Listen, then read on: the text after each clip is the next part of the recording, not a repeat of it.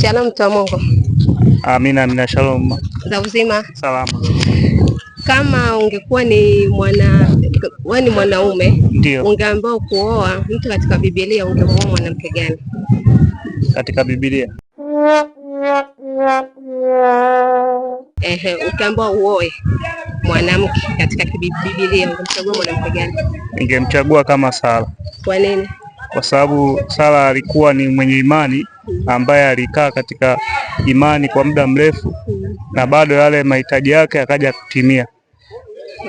Kwa sababu alikuja kupata mtoto kwenye umri wa uzeeni.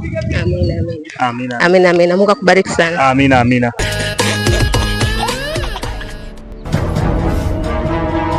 Shalom mtu wa Mungu.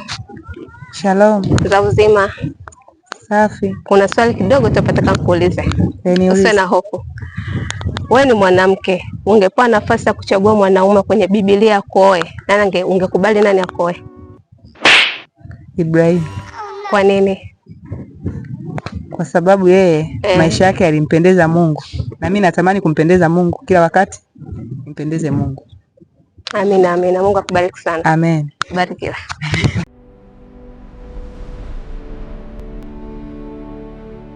Shalom. Za uzima?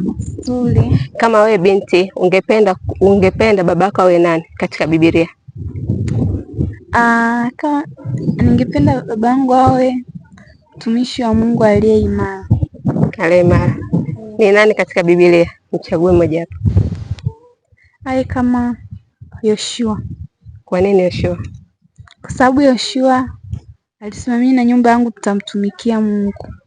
Amina, amina. Mungu akubariki. Amina.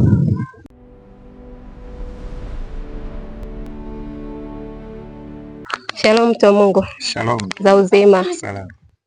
Ungepewa nafasi ya kuoa mwanamke katika Biblia, ungemuoa nani? Kwenye Biblia? Nisingemuoa yoyote. Kwa nini?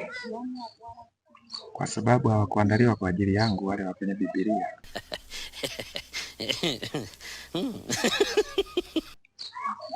Amina, Mungu akubariki. Amina. Mbona mjanipanga? Wewe hamna kupangwa. Shalom. Wewe tunaanza. Shalom mwana Mungu. Shalom, shalom. Za uzima? Nzuri. Ungepewa nafasi ya kuchagua mwanaume katika Biblia kuoa, ungemchagua mwanaume gani? Katika Biblia atoke kwenye Biblia. Atoke kwenye Biblia. Ni mwanaume gani ambaye yuko kwenye Biblia?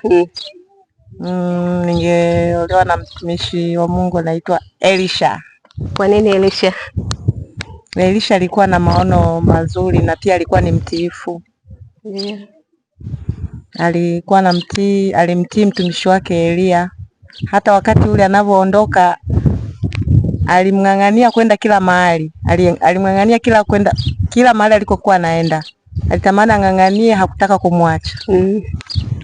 Kwa hiyo mimi naamini ya kwamba ukiolewa na mwanaume ambaye ana maono, ni rahisi hata wewe kukupeleka mbele. Amina, Mungu akubariki. Amen. Shalom, shalom. Za uzima? Salama kabisa. Kama ungepewa nafasi ya kuchagua mwanamke katika Biblia wa kuoa, ungemchagua nani? Sara. Kwa nini Sara? Kwa sababu Sara alitembea katika mapenzi ya Mungu na pia alikuwa anaheshimu na anajua kubeba maono ya mume. Ana imani, mume wake Sara ni Ibrahim, bali alijawa imani. So ukimwona mwanamume ana uwezo wa ku-maintain imani kama hivyo, na maana nyuma yake pia kuna mwanamke ambaye ana imani kama yeye. So mimi kwa upande wangu namchagua Sara. Amina, Mungu akubariki. Asante sana.